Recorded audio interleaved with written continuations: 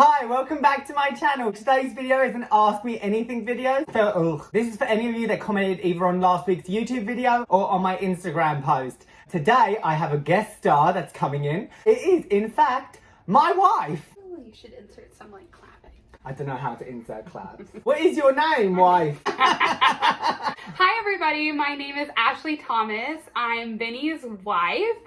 Some of you may already know that from some of our pictures on Instagram or some really old TikToks. So today I am guest starring in the video and I have some of the questions that you all asked and wanted to know. How this is going to work is my lovely wife went through all of your comments either on YouTube or Instagram and some on TikTok as well, and she has written them down. I may have seen one or two, but I completely have no idea what one she's going to answer me. She's written them down, so I have no idea which ones are actually on the card, just to give it a little bit of surprise. Here we go. All right, so we have questions in completely random order with absolutely no sense to them. First question, what made you move to America instead of your wife moving to England? For starters, my wife is still in, you can tell, what are you doing right now? I'm in my last semester of grad school to be a speech language pathologist. The entire time that I've known my wife, she has been studying. She did her undergrad and now she's doing her master's. Because of the way that the education system works, her degree applies more to the US than it would in England or the UK. With that in mind, it was a bit of a no-brainer that her career would be better off here, especially as a speech pathologist. I don't think an American accent in England trying to teach people about how to pronunciate would go down as well as an American in America. Alongside that, when I went and did my teacher training, I purposely did a course that I knew had an internationally recognized qualification. So we knew early on that my degree could translate and I could be a teacher here, especially because America has such a large teacher shortage as well, versus my wife's career may not necessarily be as transferable over in the UK. And so because of that, we just felt like I'd already travelled, I'd been away from my family, I'd experienced that. It made a lot more sense for me to move here than it was for her to move over there with me. Awesome. Anything you want to add? I think he covered it. Speech language pathologists do exist in the UK and we have equivalencies between the UK and the US. But with our national board, if you ever plan on practicing in America, it's just easier to get certified here. Cool. How many times have you been to Disneyland? 3? We've been 3? 3. Yeah, we've been 3. You've been 3. 4. Yeah, we've been 3 times. We went once for our honeymoon. Another time... We've only been twice, haven't we? Have we been twice? We went for our honeymoon and May the next year. Yeah? Yeah, twice. Yeah, so we've been to Disneyland twice. That's in the actual parks, both of them in California. I've only ever been to Disneyland California. I've never been to any of the other parks. I was supposed to go to Disneyland Paris last summer, but obviously COVID happened, so that snuffed out those plans. Apart from those 2 trips to California, the only other place we went was downtown Disney last year. But that was literally the day before it all shut down, so we were quite glad that we didn't book tickets to go into Disneyland, because that would have been a bit of a bad experience, but yeah. What's the best Disney movie? My favourite Disney movie, I would say it's a toss-up between 3. I love Disney's Hercules. I feel like it's very underrated and that makes me really sad. I also really love The Lion King, the animated one. I didn't mind the live-action one, but I felt like it didn't really add much depth to it. The cold stare of Simba's CGI body looking at his dead father, not really showing any emotion, kind of ruined it a bit for me. The other one is The Little Mermaid. I have a soft spot for The Little Mermaid as well. Next card sheet. If you could pick any other vocation other than what you're currently in right now, what would you pick and why? What's a vocation? A job? A vocation's a job? Yes. Oh. If I was in any other vocation apart from what I'm currently doing now, I think it would either be being a full-time content creator or doing something social media management related, just because my degrees join English literature and media and communication. So I like the English aspect of it, but I also like the media strategy management aspect of it as well. So if I wasn't teaching, that's probably what I would end up doing, but I enjoy my job and I like teaching. All right.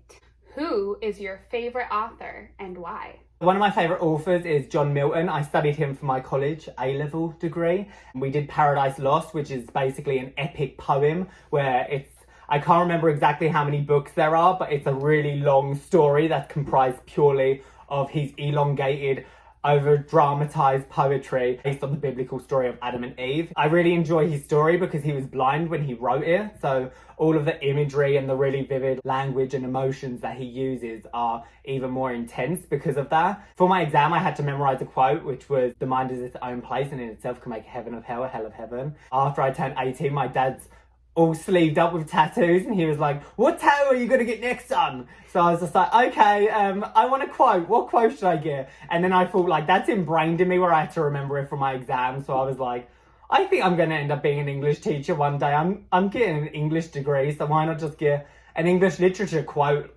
permanently on my arm? It seems very on brand for an English teacher. John Milton is definitely up there as one of my favourite authors. Drink break.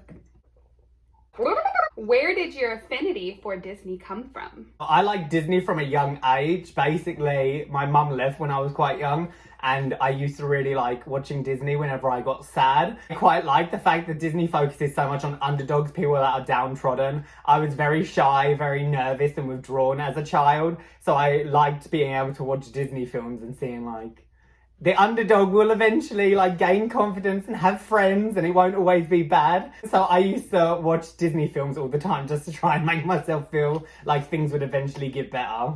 Okay.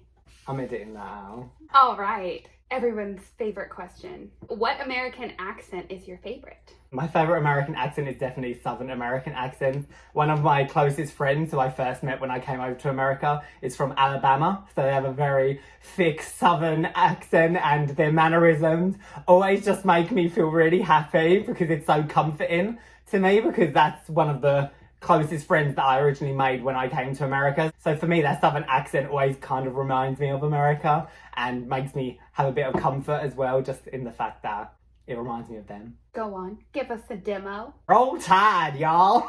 This is the most asked question that you all submitted. Is Johnny a real person? No. Basically, I've worked with children since 2014. I've worked on cruise ships. I worked as a teaching assistant in a primary school, teaching assistant in a secondary school in England. I also did a study abroad program as part of my teaching qualification, where I went to Belgium and I taught students in Belgium for a couple of weeks as well. On top of that, I've worked in summer camps both in Indiana and Arizona.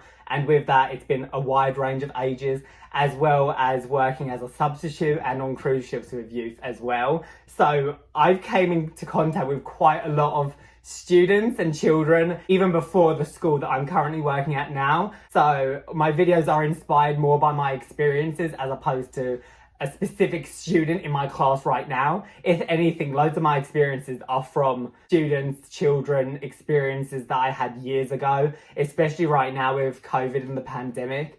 Most of my students aren't that ballsy as little Johnny is in my videos, so I'm quite grateful for that, but at the same time, I do like having students that are quite sassy because I like that challenge. That's why I work with teens. If I didn't like sass, I wouldn't be in the job that I'm in now. So, yeah. He's not a real person. Who is your favorite Disney character? I get asked this a lot. I don't actually have a favourite Disney one. I get a lot of like Donald Duck merch, as you can see, just because he gets angry really easily, and that's kind of what I'm like when I'm in a bad mood. It's very noticeable. I can't like keep my cool. I just have to unleash the rage, and then I'm usually fine about 5 minutes after, similar to what Donald Duck is like. So I definitely resonate with Donald Duck. So he's probably one of my favourites. All right, so the last question, it is, how did you and I meet? We always say it's very coincidental that we met. There were a lot of what ifs along the way that could have prohibited us from meeting. One of the reasons why when people that are narrow-minded on the internet say, well, there's no way they can be in a happy, healthy relationship. It's like, yo, you don't know us. You don't know what we went through. Basically, I worked on a cruise ship straight out of college, and my friend, the same one I referenced earlier from Alabama, she moved to a camp in Arizona from the camp where I met her in Indiana. And she said to me, one day I'm going to be a camp director and I'm going to offer you a job as a director and you're going to work with me. And I was like, okay, mate, yeah, whatever you say. Thinking there's no way it'll ever happen. People always say these things with friends. I did a cruise ship. The cruise ship contract was 5 months, which ironically was just in time for me to be able to get back to England, do the paperwork and fly over to Arizona to be a director. And then it just so happened that another director that worked at the camp is this lady right here. So basically, it was a matter of just coincidences. The time lined up perfectly of me graduating, me getting on a cruise ship, me then being able to get over to Arizona. It was just very coincidental. I'm alright, she's alright, so why not just be alright together, basically? I'm alright, he's alright. We then did long distance. I flew back to Arizona a few times. She flew over to me in England, met my family. After a year, we got engaged. A year after that, I moved over. We got married, and now we've been married for what, 2.5 years? Yeah, 2.5. And now we're very blessed to have Little baby Waffles. our child, Mr. Waffles. The reason he's called Waffles is basically because I like the way that she says waffles, and she likes the way that I say waffles in our accent, so it makes it fun for the both of us. His full name's Waffles Benedict Thomas. Benedict is basically because it reminds me of Benedict Cumberbatch, a British actor, but also because Eggs Benedict is another breakfast like waffles. So, And one of your favorites. yeah, well, he wants a drink now as well. He's our adopted puppy. We've almost had him for a year. We're just happy. That's it, basically. That's all the questions we have today. I want to thank everyone that reached out to offer me questions. I'm sorry that I couldn't do all of them, but I didn't want to do a 3-hour-long video just because I feel like it would be a little bit too much. Thank you for watching. If you like this, please subscribe, like, comment. I will be keeping an eye out and doing another one of these at some point soon. I want to try my best to give you a glimpse into my life so that you can get to know me a little bit more. I hope you enjoyed this video. Bye!